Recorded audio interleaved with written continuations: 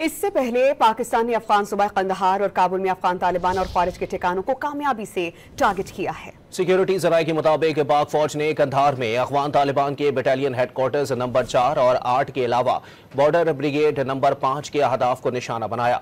तमाम अहदाफ बारीक बीनी से मुंतखब किए गए। ये शहरी आबादी से अलग थलग थे और इनको कामयाबी से तबाह किया गया। काबुल में फितनतुल ख्वारिज के मरकज और लीडरशिप को भी निशाना बनाया गया। सिक्योरिटी जराये का कहना है कि पाक फौज किसी भी जारहत का मुंह तोड़ जवाब देने की भरपूर सलाहियत रखती है।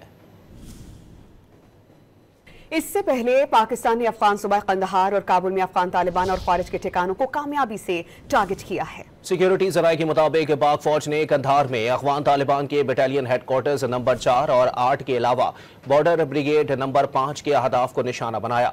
तमाम अहदाफ बारीक बीनी से मुंतखब किए गए। ये शहरी आबादी से अलग थलग थे और इनको कामयाबी से तबाह किया गया।